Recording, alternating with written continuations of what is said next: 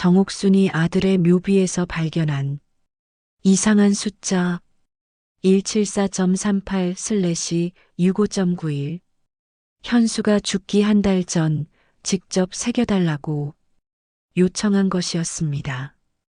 그 숫자는 좌표였어요. 산속 어딘가를 가리키고 있었습니다. 아들은 왜 자신의 무덤에 암호를 남겼을까요? 그리고 그곳에는 무엇이 숨겨져 있을까요? 시골 할머니의 위험한 진실 찾기가 구독과 좋아요와 함께 지금 시작됩니다. 경상북도 안동 근교의 작은 시골 마을에는 아직도 흙냄새가 살아 숨쉬고 있었습니다. 70세의 정옥순 여사는 평생을 이곳에서 살아왔어요. 젊은 시절부터 논밭을 일구고 가부장적인 남편 밑에서 묵묵히 견뎌온 세월이 벌써 50년이 넘었습니다.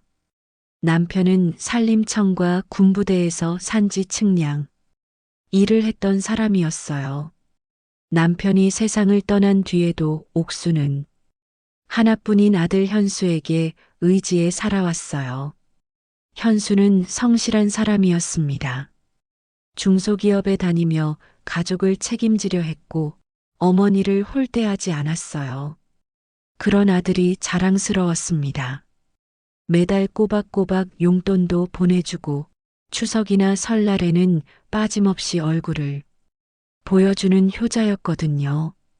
하지만 아들 부부가 도시로 이사를 간 뒤로는 상황이 달라졌어요. 며느리 서진은 시댁을 짐스러워했습니다. 전화도 자주 피했고 명절에도 얼굴을 비추지 않았어요. 옥수는 서진의 차가운 태도를 느꼈지만 아들을 위해 참았습니다. 서진이 옥순에게 보내는 시선에는 언제나 짜증과 불편함이 묻어 있었거든요. 그런데 어느 날 갑작스런 소식이 날아들었어요. 현수가 교통사고로 세상을 떠났다는 비보였습니다. 옥수는 하늘이 무너지는 것 같았어요. 평생 의지해온 아들을 잃은 슬픔은 말로 다할 수 없었습니다. 병원에서 마지막으로 본 현수의 얼굴은 너무나도 평온해 보였어요. 마치 깊은 잠에 빠진 것처럼 고요했죠. 장례를 마친 후 서진은 냉정하게 말했어요. 어머님은 이제 혼자 사셔야겠어요. 저희 애도 크고 도시집도 좁아서요. 서진의 목소리에는 동정심이라곤 찾아볼 수 없었습니다. 옥수는 가슴이 미어지는 듯 했어요. 아들의 장례 비용조차 제대로 치르지 못한 처지였거든요. 현수가 남긴 보험금마저 서진이 모두 가져갔습니다.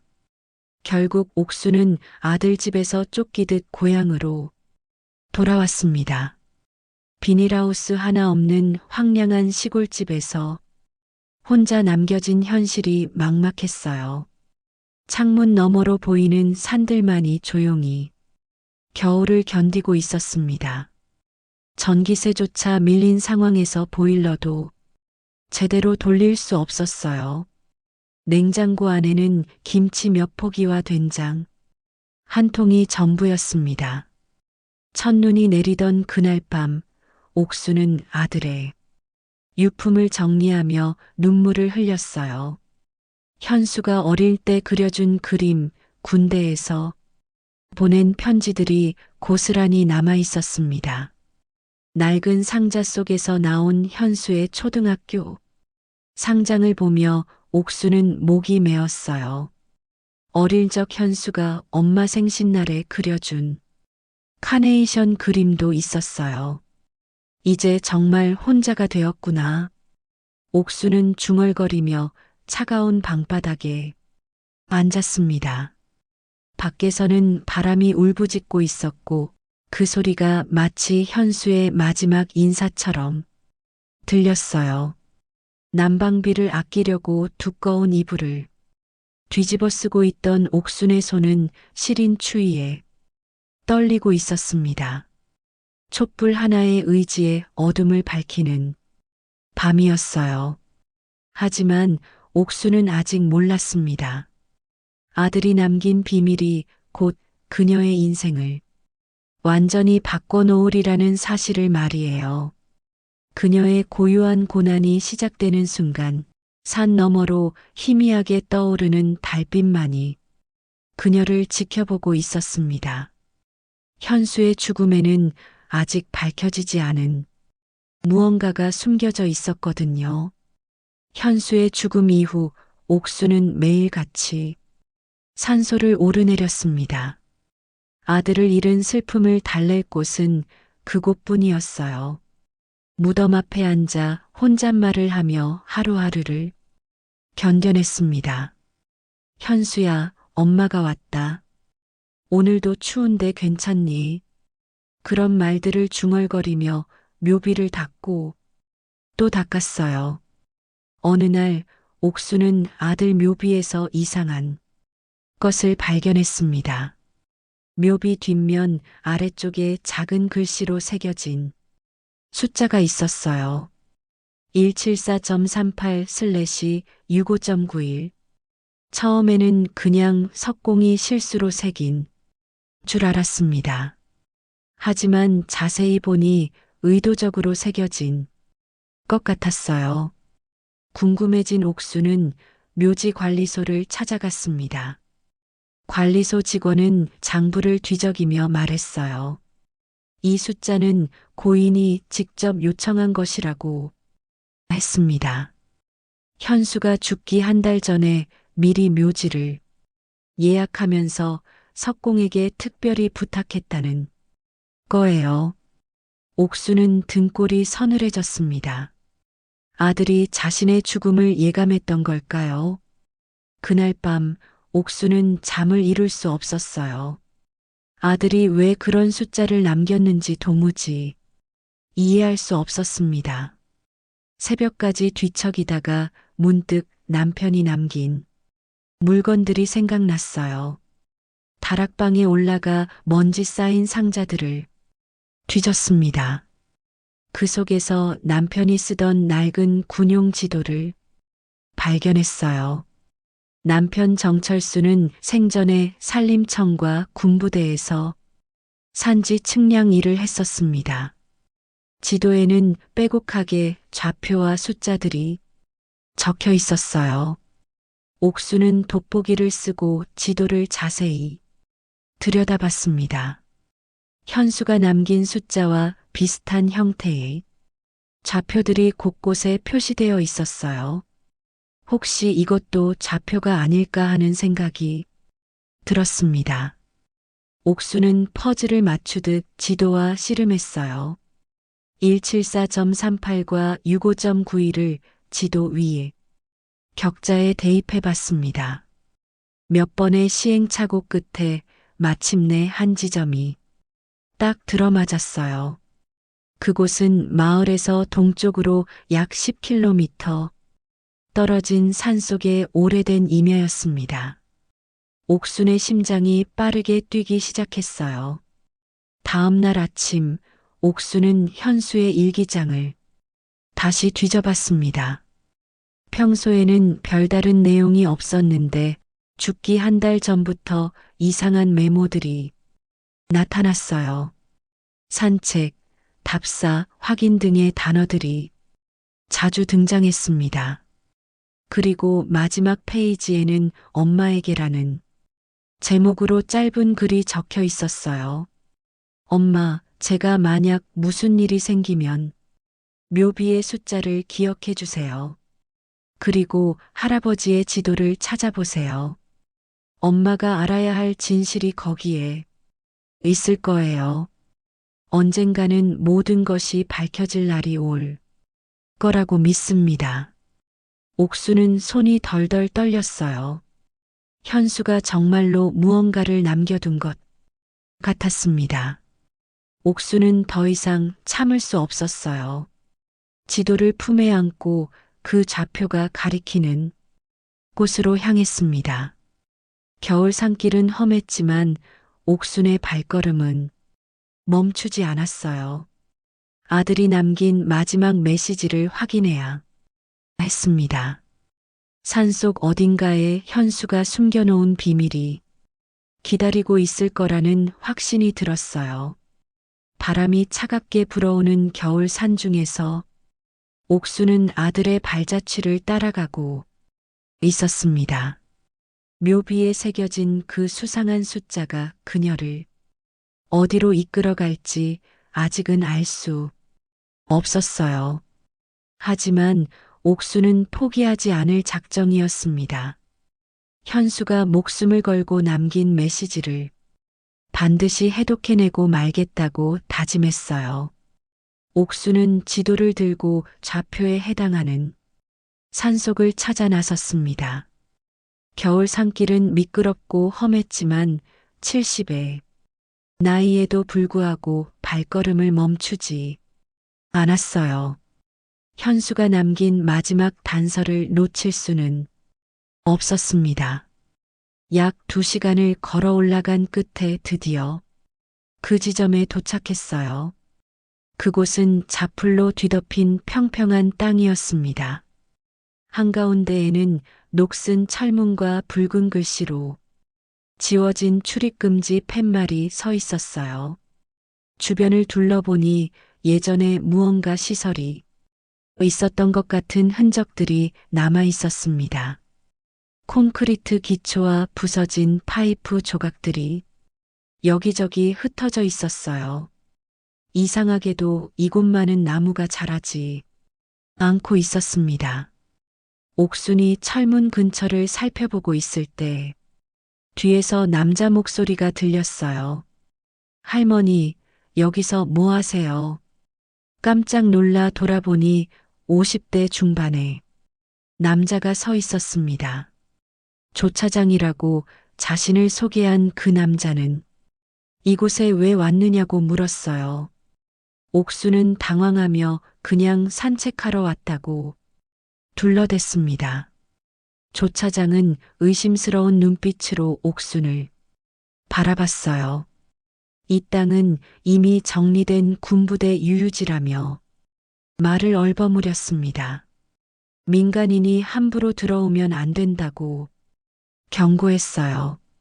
하지만 옥수는 남편이 산림청에서 일했던 경험 덕분에 뭔가 이상함을 느꼈습니다.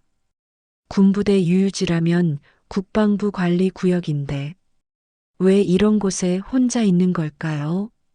그날 밤 집으로 돌아온 옥수는 남편의 오래된 서류들을 뒤졌어요.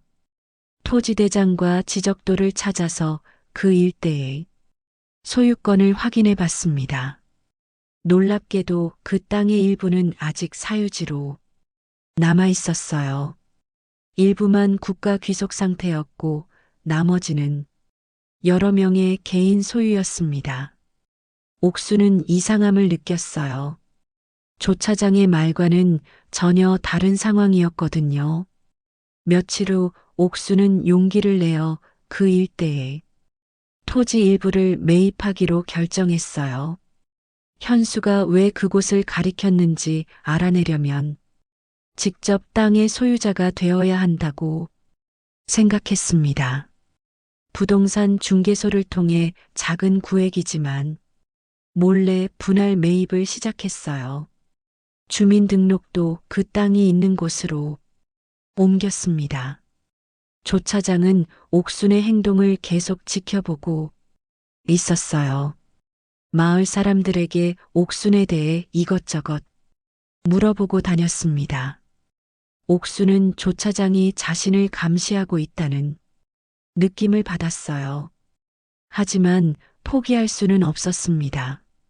현수가 목숨을 걸고 남긴 단서였으니까요. 어느 날 옥순이 다시 그 땅을 방문했을 때 더욱 이상한 일이 벌어졌어요. 땅 곳곳에서 이상한 냄새가 났습니다. 썩은 계란 냄새 같기도 하고 화학물질 냄새 같기도 했어요. 그리고 비가 온 후에는 땅 여기저기에서 이상한 색깔의 물이 스며나오기도 했습니다. 옥수는 이 땅에 뭔가 묻혀 있다는 확신이 들었어요. 조차장이 다시 나타났을 때 옥수는 당당하게 말했어요. 저도 이제 이 땅의 소유자 중 한 명이에요. 여기서 뭘 하든 제 자유겠죠. 조차장의 얼굴이 일그러졌습니다. 할머니가 괜한 짓을 하고 있다며 협박조로 말했어요. 하지만 옥순은 물러서지 않았습니다. 그날부터 옥순과 조차장 사이에는 보이지 않는 신경전이 시작되었어요. 옥순은 이 땅에 현수가 발견한 비밀이 숨겨져 있다고 확신했습니다. 그리고 조차장이 그것을 숨기려 한다는 것도 분명해 보였어요. 아들이 남긴 마지막 메시지의 진실에 한 발짝 더 다가선 기분이었습니다. 산속의 빈터에서 벌어지는 이 싸움이 어떤 결말을 가져올지 옥수는 알 수 없었어요. 하지만 한 가지는 분명했습니다.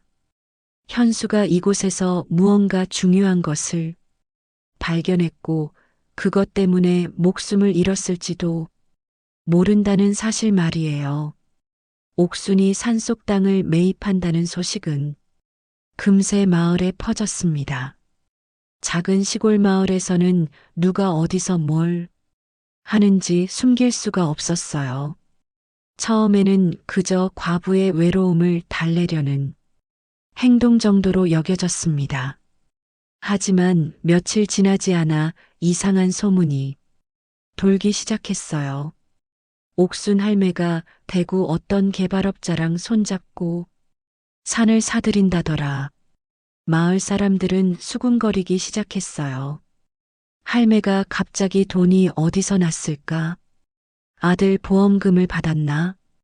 혹시 누가 뒤에서 도와주는 건 아닐까? 이런저런 추측들이 난무했습니다. 옥수는 마을 입구 슈퍼에 갔을 때도 사람들의 시선을 느꼈어요. 뒷담화의 중심에 자신이 있다는 걸 알 수 있었습니다. 소문은 점점 커져갔어요. 누군가는 옥순이 서울의 큰 기업과 연결되어 있다고 했고 또 다른 사람은 정부 사업과 관련이 있다고 했습니다. 심지어 옥순이 산에서 금맥을 발견했다는 황당한 이야기까지 나돌았어요. 마을 이장도 관심을 갖기 시작했습니다. 평소에는 옥순에게 관심도 없던 사람들이 갑자기 친근하게 대하기 시작했어요. 마침내 지역구 시의원 보좌관이 옥순을 찾아왔습니다.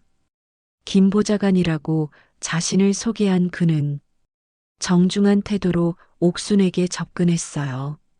할머니, 요즘 산 쪽 땅을 매입하신다는 얘기를 들었습니다. 혹시 그 땅 처분하실 생각은 없으세요? 요즘 그 일대의 소형 전력기지 개발 얘기가 나와서요. 옥수는 놀라면서도 경계심을 늦추지 않았어요. 갑자기 왜 이런 얘기가 나오는 걸까요? 김 보좌관은 미소를 지으며 설명했습니다. 정부에서 친환경 에너지 정책을 추진하면서 산간 지역에 소규모 발전 시설을 설치할 계획이라는 거예요. 만약 옥순이 소유한 땅이 선정되면 상당한 보상금을 받을 수 있다고 했습니다. 하지만 옥순은 고개를 저었어요. 아직 그럴 생각이 없다고 잘라 말했습니다. 김 보좌관은 아쉬워하며 명함을 건네고 갔지만 옥순은 뭔가 이상함을 느꼈어요. 현수가 그 땅을 가리킨 이유와 갑자기 나타난 개발 계획 사이에 연관성이 있는 것 같았습니다.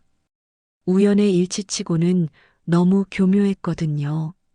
그런데 며칠 후 더욱 놀라운 일이 벌어졌어요. 그동안 연락도 없던 며느리 서진이 갑자기 전화를 걸어온 거예요. 어머님, 안녕하세요. 그동안 연락 못 드려서 죄송해요. 서진의 목소리는 예전과는 완전히 달랐습니다. 마치 다른 사람이 된 것처럼 다정하고 정중했어요. 서진은 아이와 함께 시골집을 찾아오겠다고 했습니다. 오랜만에 어머님 얼굴도 뵙고 아이도 시골 공기 마시게 하고 싶다는 거예요. 옥수는 의아했지만 거절할 이유도 없었습니다. 손자를 보고 싶은 마음도 있었거든요. 하지만 마음 한편으로는 불안함이 엄습했어요. 이틀 후 서진이 정말로 아이를 데리고 나타났습니다. 예전의 차가운 모습은 온데간데 없고 착한 며느리 코스프레를 하고 있었어요. 어머님, 그동안 너무 못했어요. 현수 오빠가 없으니까 제가 더 잘해드려야 하는데 서진은 눈물까지 글썽이며 연기를 펼쳤습니다. 하지만 옥수는 속내를 의심했어요. 서진이 갑자기 변한 이유가 있을 거라고 생각했습니다. 과연 며칠 지나지 않아 서진의 진짜 목적이 드러났어요. 사실시에서 그 땅에 관심을 가졌다는 얘길 들었어요. 현수 오빠가 그걸 미리 알았던 걸지도 몰라요. 서진은 슬쩍 떠보듯 말했습니다. 옥수는 이제 확신했어요. 현수가 발견한 것과 갑자기 나타난 개발 계획 그리고 서진의 갑작스런 관심 모두가 연결되어 있다는 걸 말이에요. 아들이 남긴 비밀이 생각보다 훨씬 큰 것 같았습니다. 옥수는 더욱 조심스럽게 행동해야 한다고 다짐했어요. 챕터 5 충격의 유언장, 아들의 죽음에 가려진 진실. 서진이 며칠째 시골집에 머물면서 이상한 행동을 보이기 시작했어요. 겉으로는 착한 며느리 행세를 하면서도 몰래 집안을 뒤지고 있었습니다. 옥수는 서진이 현수의 유품들을 살펴보는 모습을 여러 번 목격했어요. 무언가를 찾고 있는 것 같았습니다. 하지만 옥수는 모른 척했어요. 어느 날 밤 서진이 아이와 함께 외출한 사이 옥수는 현수의 방을 다시 한번 정리했습니다. 서진이 뒤진 흔적이 여기저기 남아 있었어요. 옥수는 더욱 꼼꼼히 현수의 물건들을 살펴봤습니다. 그러다가 책상 서랍 깊숙한 곳에서 작은 USB 메모리를 발견했어요. 테이프로 단단히 고정되어 있어서 쉽게 눈에 띄지 않았습니다. 옥수는 손이 떨렸어요. 혹시 이것이 현수가 숨겨둔 진짜 비밀일까요? 하지만 USB를 열어볼 방법이 없었습니다. 옥수는 컴퓨터를 다룰 줄 몰랐거든요. 다행히 마을에 사는 조카 현준이 컴퓨터에 능했습니다. 옥수는 현준에게 도움을 청했어요. 현준이 USB를 컴퓨터에 연결하자 화면에 여러 개의 파일이 나타났습니다. 산속 영상 파일, 비상금 계좌 목록, 그리고 국방부 관련 메일 복사본들이 들어 있었어요. 현주는 놀라며 고모에게 물었습니다. 고모부가 왜 이런 걸 모아뒀을까요? 옥순도 알 수 없었지만 일단 모든 파일을 프린트해달라고 부탁했어요. 영상 파일을 재생해보니 현수가 직접 촬영한 것 같았습니다. 그 산속 땅 곳곳을 돌아다니며 무언가를 기록하고 있었어요. 땅을 파보거나 이상한 냄새가 나는 곳을 확인하는 모습이 담겨 있었습니다. 그리고 현수의 목소리로 중얼거리는 소리도 들렸어요.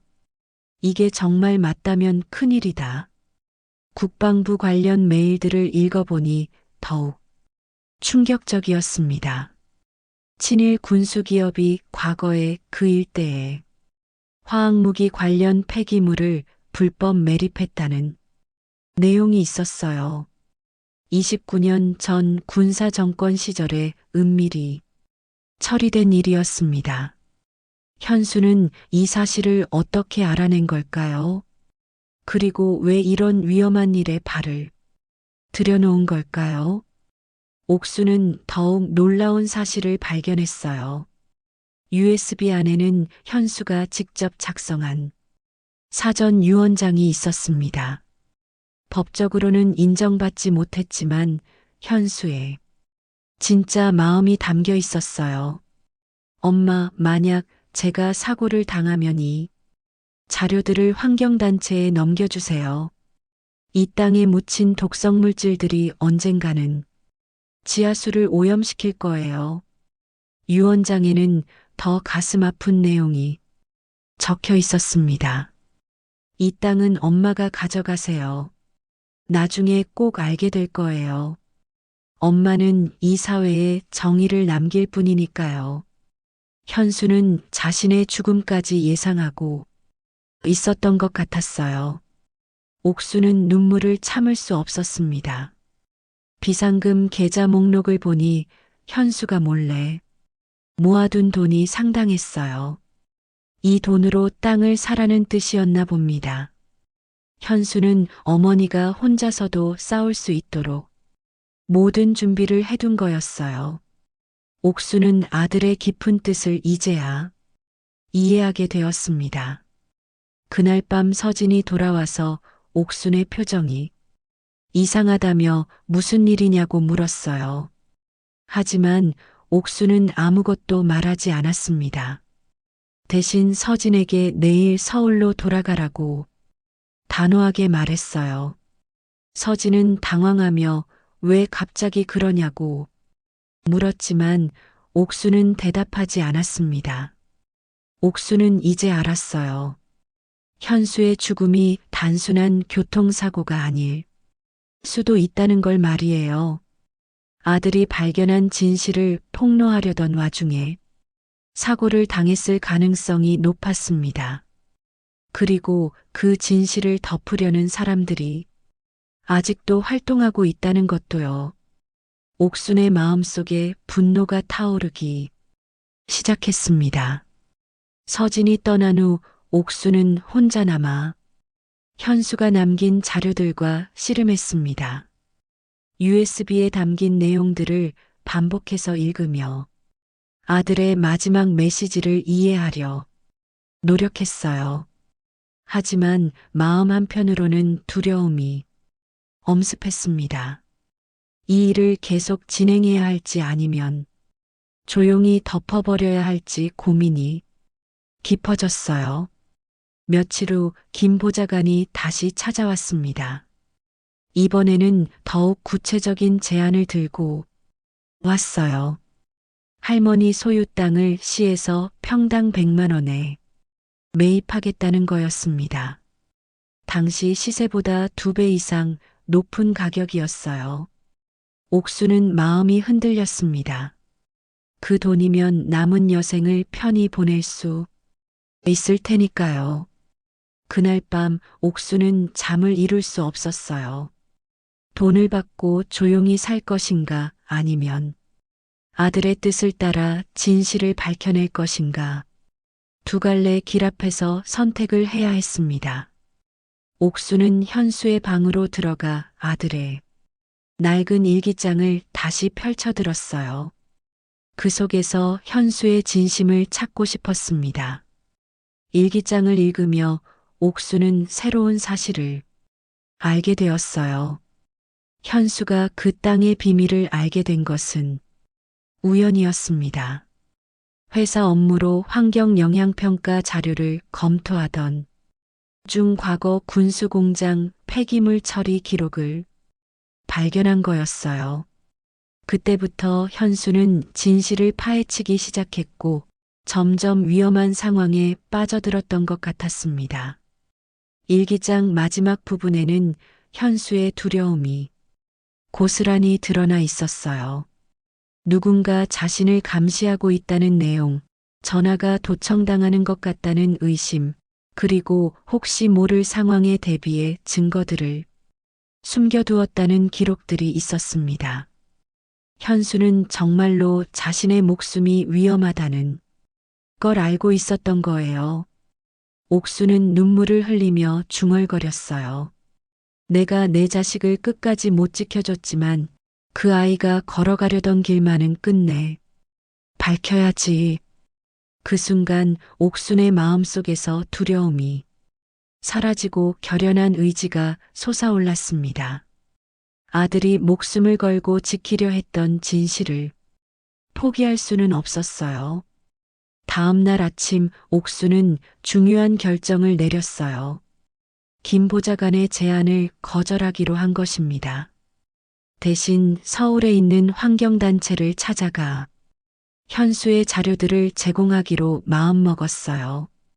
혼자서는 할 수 없는 일이니까 도움을 받아야 했습니다. 옥수는 현수가 적어둔 연락처를 찾아 환경운동연합에 전화를 걸었어요. 처음에는 일개 시골 할머니의 말을 믿어주지 않았습니다. 하지만 옥순이 구체적인 자료들의 존재를 언급하자 담당자의 태도가 달라졌어요. 직접 만나서 이야기해보자고 했습니다. 며칠 후 옥수는 생전 처음으로 서울에 혼자 올라갔어요. 환경운동연합 사무실에서 만난 활동가들은 현수가 남긴 자료들을 보고 경악했습니다. 이런 중요한 증거가 있었다니 믿을 수 없다는 반응이었어요. 옥수는 그들에게 모든 것을 맡기기로 했습니다. 옥수는 자신의 이름으로 산림보호 및 매립조사 청원서를 제출했어요. 정식으로 정부기관에 조사를 요청한 것입니다. 이제 더 이상 뒤로 물러설 수 없는 상황이 되었어요. 옥수는 각오를 단단히 했습니다. 집으로 돌아가는 기차 안에서 옥수는 창밖을 바라보며 생각했어요. 현수야, 엄마가 이제 제대로 된 선택을 한 것 같다. 내가 보고 싶어 했던 정의로운 세상을 만들기 위해 엄마도 싸워보마. 70평생 처음으로 자신의 뜻대로 중요한 결정을 내린 기분이었습니다. 하지만 옥수는 몰랐어요.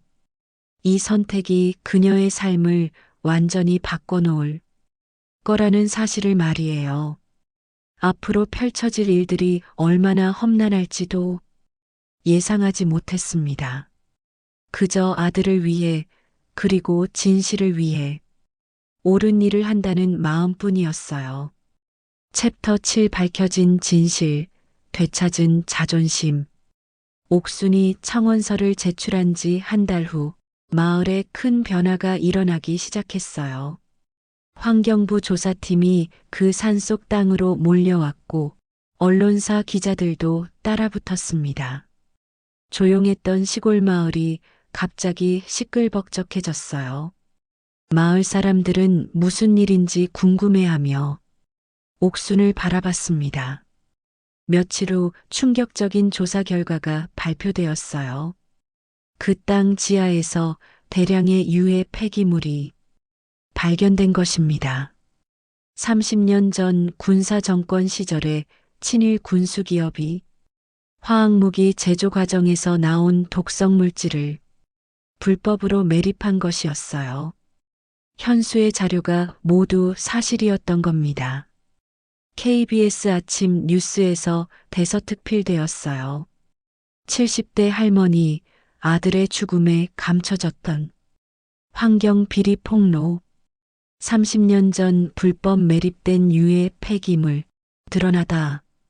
옥순의 사진과 함께 그녀의 용기 있는 행동이 전국에 알려졌습니다. 현수의 이름도 함께 언급되며 진실을 밝히려다 사고를 당한 의혹도 제기되었어요. 조 차장과 김 보좌관은 뇌물 및 은폐 혐의로 체포되었습니다. 수사 과정에서 그들이 개발업체로부터 돈을 받고 진실을 덮으려 했다는 사실이 밝혀졌어요. 심지어 현수의 교통사고에도 의혹이 제기되어 재수사가 시작되었습니다. 옥수는 아들의 죽음이 정말 사고였는지 의심하게 되었어요. 그런데 며칠 후 예상치 못한 일이 벌어졌습니다. 서진이 아이를 데리고 다시 시골로 내려온 것이에요. 이번에는 예전의 거만한 모습이 아니라 진심으로 후회하는 듯한 표정을 하고 있었습니다.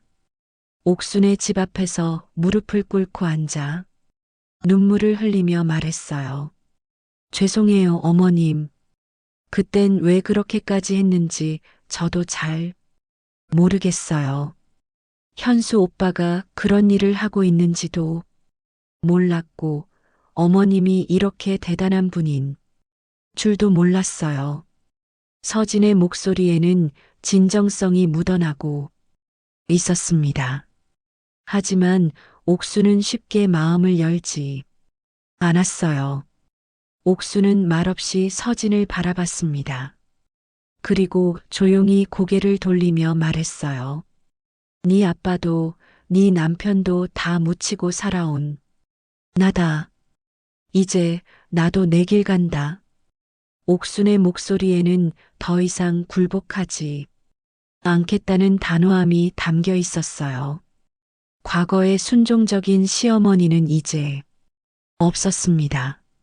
언론의 관심이 계속되면서 옥수는 여러 매체의 인터뷰 요청을 받았어요.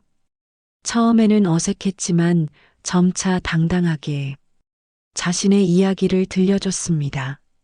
아들이 지키려 했던 진실, 그리고 그것을 이어받은 어머니의 의지에 대해 말했어요.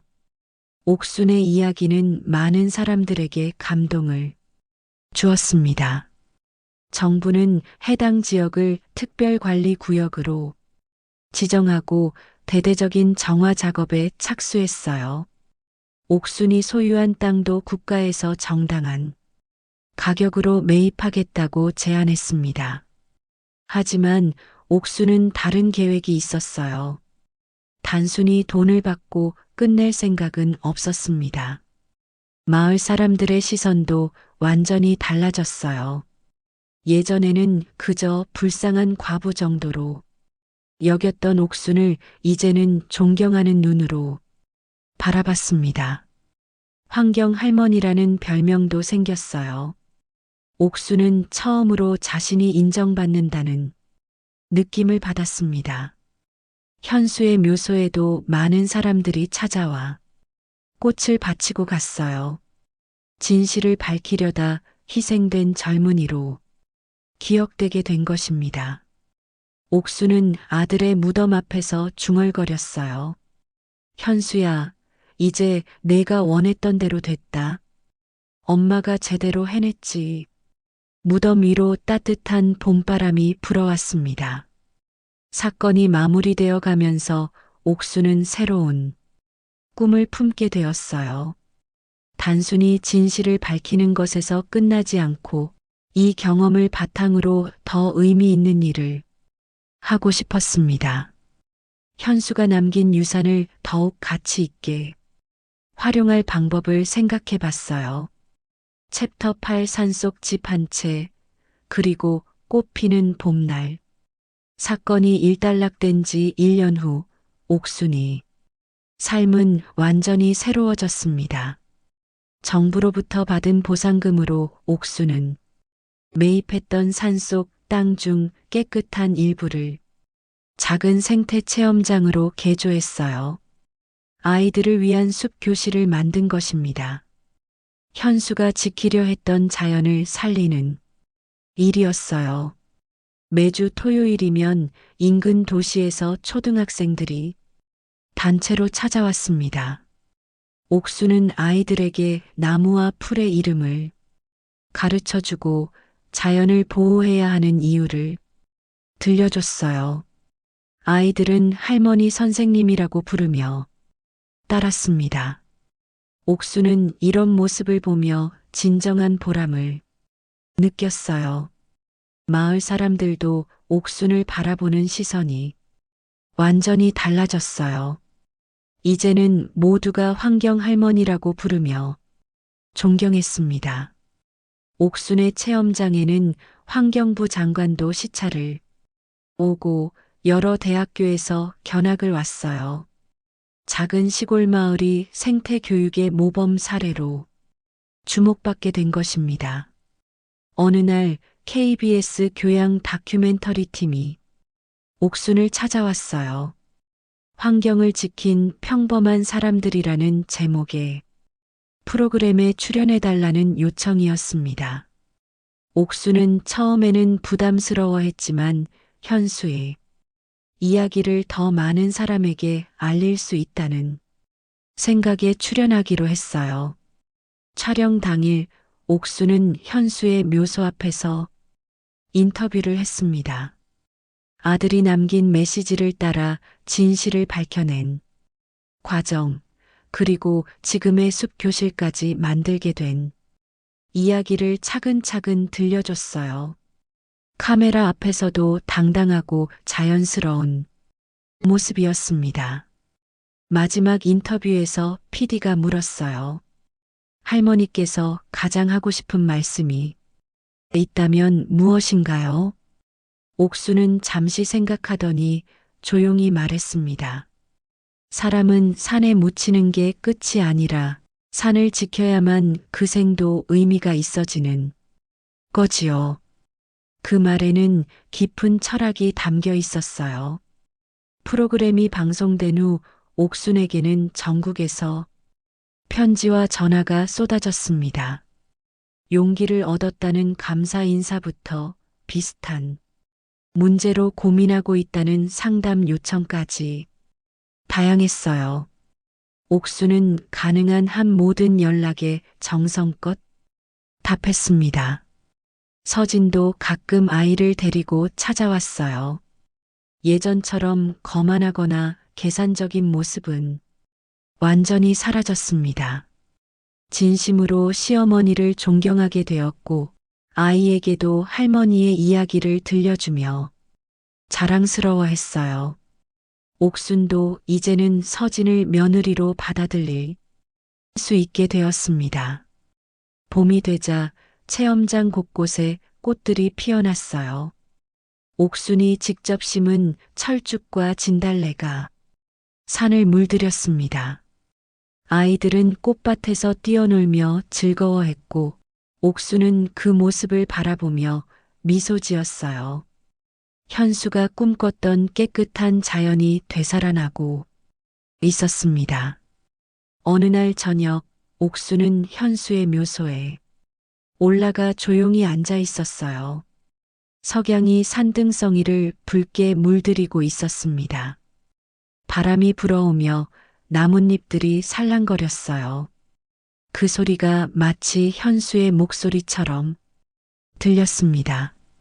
엄마, 잘했어요. 나 이제 편히 눈 감을 수 있어요. 옥수는 눈을 감고 그 목소리에 귀를 기울였어요. 정말로 현수가 말하는 것 같았습니다. 옥수는 조용히 대답했어요. 현수야, 엄마가 내 뜻대로 했지. 이제 우리 모두 떳떳하게 살 수 있겠다. 카메라가 서서히 멀어지며 산속 전체를 담아냈습니다. 작은 체험장에서 들려오는 아이들의 웃음소리, 꽃피는 산등성이, 그리고 묘소 앞에 앉아 있는 옥순의 모습이 평화롭게 어우러져 있었어요. 현수가 지키려 했던 이 땅이 이제는 정말로 아름다운 곳이 되었습니다. 옥수는 이제 알았어요. 진정한 승리는 복수가 아니라 용서이고 진정한 사랑은 소유가 아니라 지켜주는 것이라는 걸 말이에요. 70평생을 살아온 끝에 마침내 자신만의 길을 찾은 옥순이었습니다. 그녀의 새로운 인생은 이제 막 시작된 것이었어요. 70세에 새로운 인생을 시작한 옥순 할머니. 현수가 남긴 진실은 마침내 세상에 알려졌고 그 땅은 아이들의 웃음소리가 가득한 숲교실이 되었습니다. 늦은 때란 없다는 걸 보여준 감동적인 이야기 어떠셨나요? 구독과 좋아요로 더 많은 이야기를 만날 수 있습니다.